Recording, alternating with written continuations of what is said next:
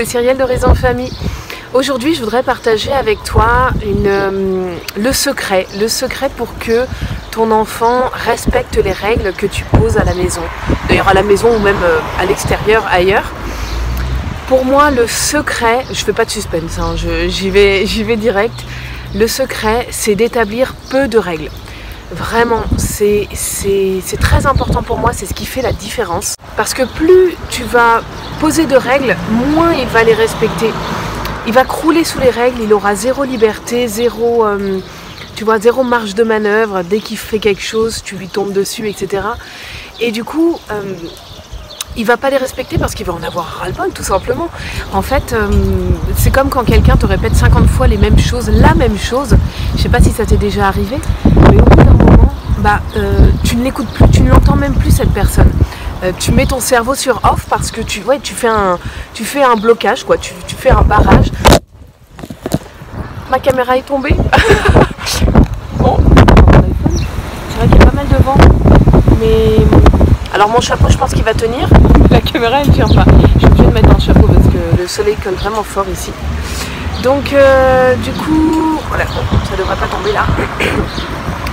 Du coup, voilà, moi je pense que c'est vraiment important de ne pas imposer trop de règles. Ton enfant, sinon il va faire un gros ras-le-bol.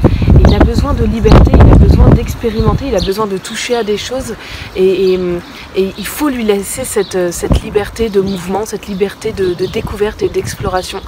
C'est vraiment important pour lui. Et c'est pour ça d'ailleurs qu'il faut avoir un environnement à la maison qui soit le plus adapté possible à lui pour lui laisser le maximum de liberté. Et si tu poses peu de règles, en fait chaque règle que tu vas poser aura beaucoup plus de poids, beaucoup plus d'impact et sera beaucoup plus du coup respectée, écoutée par ton enfant.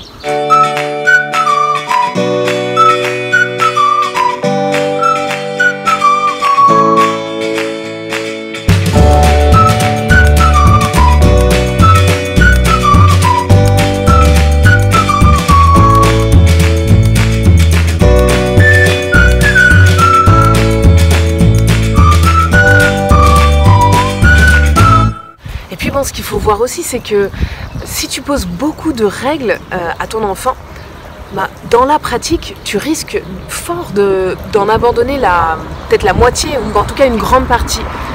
Parce que ce qu'il faut voir, c'est que poser beaucoup de règles, ça veut dire être plus ou moins toujours derrière ton enfant, un peu sur son dos, à checker ce qu'il fait, etc. Et ça, c'est fatigant pour un parent d'être toujours sur le dos de son enfant. C'est vraiment très fatigant.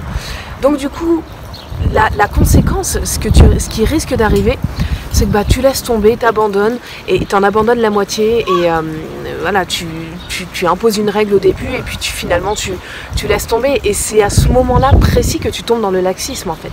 Je te donne un exemple tout simple. Si tu poses la règle à ton enfant de ne pas sauter sur le lit par exemple, voilà, bon, cette règle-là, a priori, tu peux la maintenir sans problème. Enfin voilà, si c'est ton choix d'avoir posé cette règle, a priori tu peux la poser, mais enfin tu peux la maintenir dans le temps, je veux dire.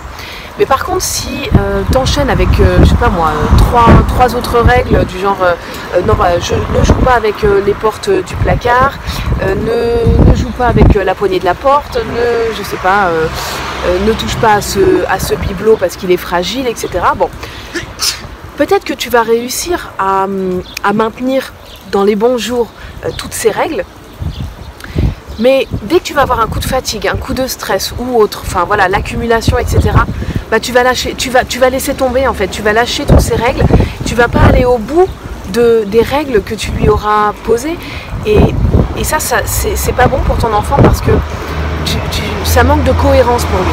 Lui, il comprend pas en fait, et ce qui va se passer, c'est qu'il y a un cercle vicieux qui va s'installer parce que ton enfant, quand tu lui poses une règle, il a besoin de la comprendre. Il a besoin d'en faire le tour, de savoir jusqu'où il peut aller. Et donc pour tester cette règle, non pas toi, mais la règle, pour la tester, il va régulièrement, j'allais dire, devoir la transgresser pour être bien sûr qu'elle est toujours d'actualité et pour voir ce qui se passe.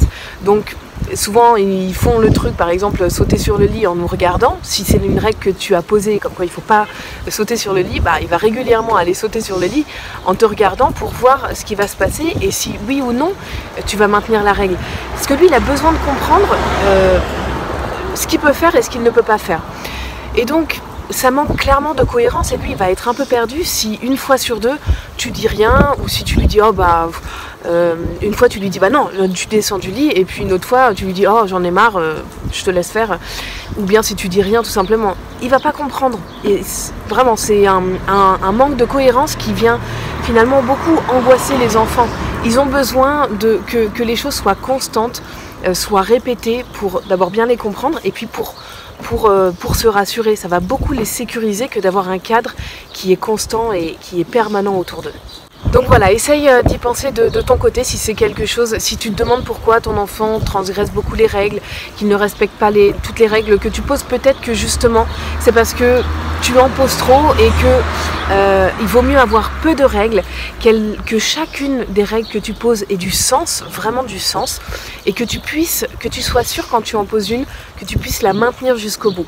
Il faut vraiment aller au bout de son idée pour faire preuve de cohérence et pour que ton enfant s'y retrouve là-dedans. Donc vaut mieux en avoir peu. Si tu en as trop, tu risques d'en oublier la moitié ou d'en laisser tomber la moitié. Donc là, ça marche pas. Et franchement, hein, moi je serais la première, c'est-à-dire que moi on a fait le choix d'avoir peu de règles, mais par contre on les maintient jusqu'au bout. Et c'est vrai que je serais la première, si j'avais décidé d'imposer beaucoup de règles, je serais la première à laisser tomber, parce que ça me fatiguerait de devoir être toujours sur le dos de mon petit garçon, à lui dire arrête ci, arrête ça, etc. Bon, je sais que c'est pas pour moi et que je tiendrai pas à la longue, je suis sans doute pas assez assidue quoi. Mais donc voilà, essaye de penser à ça, c'est des petites pistes de réflexion. Mais alors clairement, hein, je te le dis, tu risques de passer pour un parent laxiste si tu fais ça, aux yeux de certains autres parents, de certaines personnes. Mais au fond, toi tu le sais, au fond, tu seras beaucoup moins laxiste qu'un parent qui établit énormément de règles mais qui n'en suit pas la moitié. Mais ça tu le sais, tu le gardes pour toi et puis ça devrait suffire faut être convaincu. Sois convaincu de ce que tu fais, va au bout et ne laisse pas, j'allais dire, juger ou influencer par le regard des autres qui finalement a peu d'importance. Ce qui a beaucoup d'importance, c'est ce que tu transmets à ton enfant, c'est la relation que tu établis avec lui. Et si tu estimes que réduire le nombre de règles à la maison te permet d'avoir une plus belle relation avec lui et puis de permettre d'avoir une relation aussi, un quotidien plus fluide parce qu'il respectera justement les règles, alors vas-y fonce et te pose pas de questions. Voilà pour cette vidéo, je t'invite à t'abonner à la chaîne Horizon Famille si ce n'est pas déjà fait. Et puis tu peux aussi télécharger le guide PDF qui est un guide gratuit sur les 7 clés pour établir une relation de confiance, une relation harmonieuse avec ton enfant, pour ne pas te laisser envahir par le stress, par la fatigue, etc. C'est des clés qui sont, je veux dire, qui sont très simples, mais qu'il est important de garder à l'esprit pour instaurer, et voilà, pour instaurer une relation saine, une relation sereine avec ton enfant au quotidien. Donc tu peux cliquer au-dessus de la vidéo, sous la vidéo, pour télécharger ce petit guide que tu pourras recevoir par email et que tu pourras t'imprimer si tu veux. Tu le mets sur ton frigo, sur ta table de nuit, sur ton bureau, où tu veux. Et puis c'est gratuit, donc tu rentres simplement ton prénom et ton email et je te l'envoie dans la foulée. Voilà, pense à t'abonner, je l'ai dit, pense à partager la vidéo avec des parents qui se posent des questions et qui pourraient être intéressés par ce sujet-là, par ces thématiques des règles à respecter, à faire respecter par son enfant. Sur ce, je te souhaite une excellente journée et je te donne rendez-vous très très bientôt sur la chaîne Horizon Famille.